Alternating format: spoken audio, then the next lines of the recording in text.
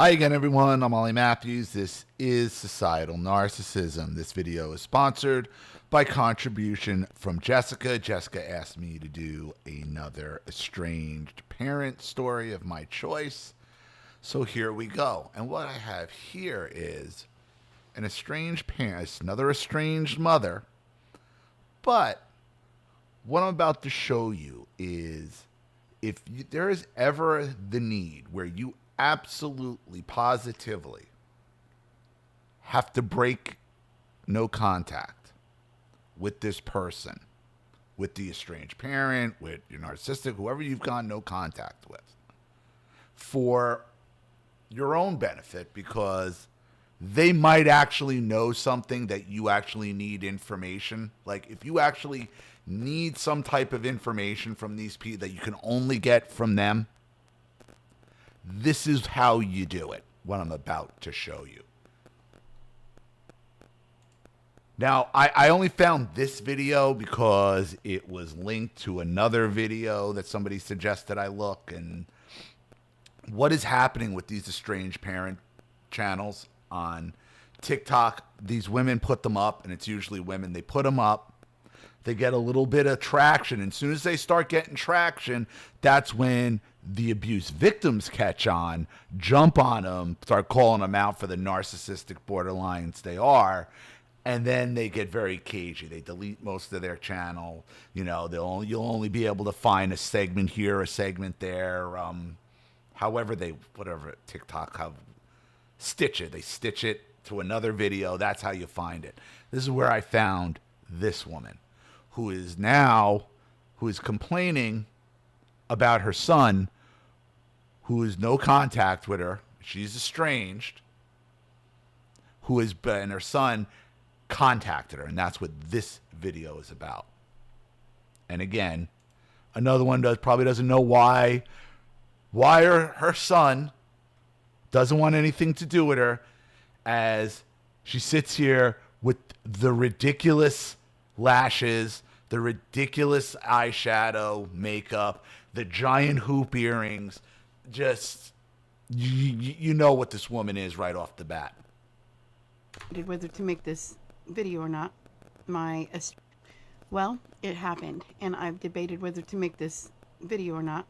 My estranged adult son called me 2 days ago. I was looking at my phone when it was ringing, and I saw his name, and I stalled. I didn't know what to do, but I had just been live the day before and said if he called, I would answer that phone. So, to avoid eating my words, I answered the phone, but I wanted to. I picked up the phone and I said hello, and he said, "You're the eyelashes are so goddamn distracting. Like, you know what this woman is about. You know why her son doesn't want anything to do with her. Like, I wish I could find more of her story, but the only person I could think to call. Now, hold on, because this is important to the story. Son's calling her, and he said, "You're the only person I could think to call." Now, there was no hello. So, to avoid eating my words, I answered the phone, but I wanted to. I picked up the phone and I said hello, and he said, "You're the only person I could think to call." Now, there was no hello. Nor should there be. No hello, no greeting. You're the only person I could think to call, because let her go. There was no hey mom, there was no mom, there was no salutation. Perfect how to do that. You don't even let them have their titles of authority. I am calling you because you're the only person I think I could call on this, because you have specific information.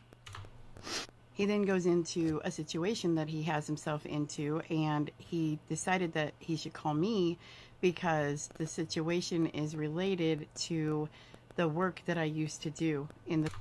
So he's in a situation. She used to work in that.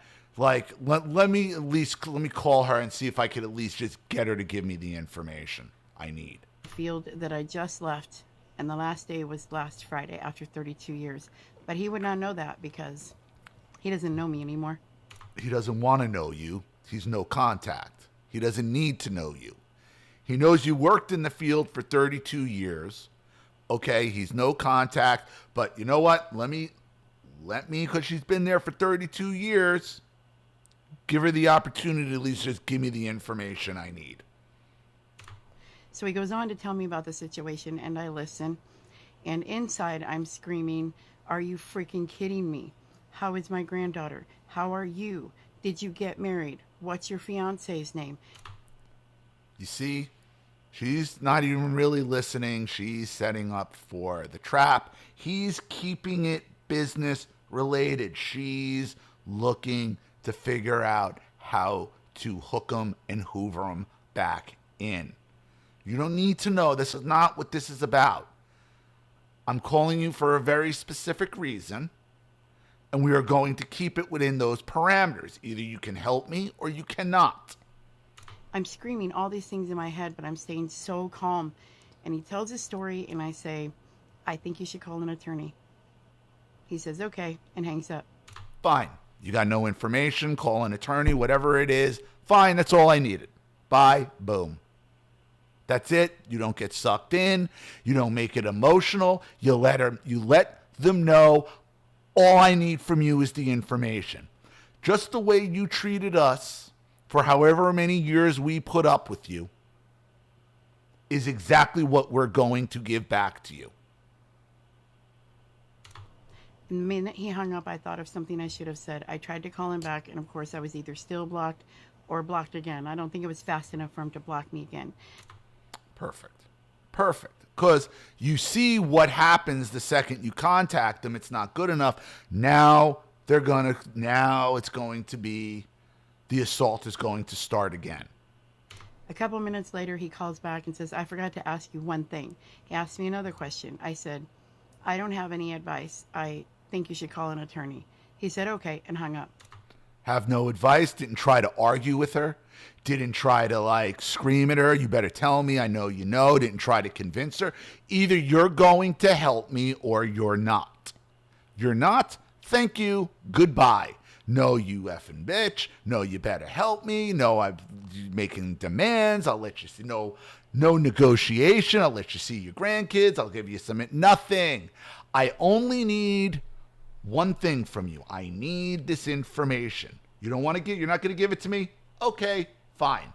You were the first person I thought to call because of you have knowledge and you could answer it. But if you choose not to, no skin off my ass. Okay? It's worth it to me, okay, to go seek the answer somewhere else. And that is exactly how you handle this. Then I bawled and bawled and bawled. Of course you did, because you're a borderline. My husband came home, and I told him, and he just got mad because he doesn't have an emotional connection to this. Then I called my oldest daughter. So the husband, it's not that kid's father, the son's father. So, we're probably in another woman dicking attention with the makeup, the hoops, the ridiculous lashes, the bawling. I'm bawling. You're bawling at her age. She worked for that job for 32 years, so she's got to be in her 50s, right? She's raging. She's not bawling. She can't believe she got played perfectly. What her son did is a masterclass on if you do have to deal with the narcissist you've gone no con for whatever reason, whether it's your mother, your father, your brother, sibling, an ex. This is it. These are the only parameters. This is the information I need from you. Here's what either you want to answer it or you don't. You want to give me an answer? Fine. You don't? Have a good day. Thank you. That's it. You're not negotiating.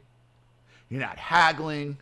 You're not giving up. You're not opening up a boundary to be crossed just so you can get. No. You're either going to give me the information or you're not going to give me the information. Yes or no. Once it's clear that it's no, bye. I don't need you anymore. Just like you treated us for decades and decades and decades, you don't like it being handed back to you. told her, and she must have told my oldest granddaughter, and then her and her fiance came over and they brought me flowers.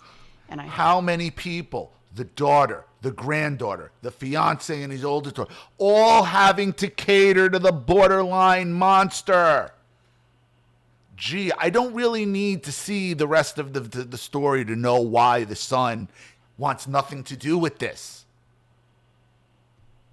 The borderline just eats up all the energy of everything around them. And then when you cut them off, they demand more. With these ridiculous lashes and the haircut. Like, the whole thing is just absurd. It's preposterous. I felt better, but since that time I've been reeling. It was the strangest thing that he would wait all that time and do that. Now some will say, no, he just needed something from you. He needed information from a job it's so hard to understand, a job you worked 32 years, that he would have a question about in that field, that you'd be the first person. That's surprising to you? Not to me. I think what's surprising to you is how well he is stuck to his guns and how he didn't allow himself to be drawn in and manipulated by your bullshit. Let your sister, let your other daughter and her fiance and the other granddaughter and the other kid and everybody have to come and bring you flowers and cater to you and make you feel better. Insufferable. And the son's probably like, I've had enough. I've had enough. Some will say that I should be grateful that he thought of me, but no, it's just like all the other times. The only time he ever contacts me is if he wants something. He thought that I could. Yeah, because at this point, why else contact you? You're a soul-sucking demon who balls her eyes out at 50-something years old and needs her whole family to surround her and bring her things. Help him with his situation. And if I still worked in that field, I might have been able to. I don't know. I'm just so confused about it. And nothing since, of course. Still trying to figure out whether this call was a good thing, a bad thing, or just a thing. It's just a thing, sweetie pop. He needed information in a field you worked in 32 years. That's it. That's it. And he felt, and if it's a situation where, yes, they're calling an attorney, then it might have been worth a very structured call to you to find out, if, what's what. See if you have the ability to act human, which you apparently did not, because you still take zero accountability or responsibility, it appears, for the reason why he's no contact in the first place. And in these 2 minutes and 51 seconds that you've spoken, it's pretty apparent why he's no contact, because you are an insufferable borderline in need of constant attention.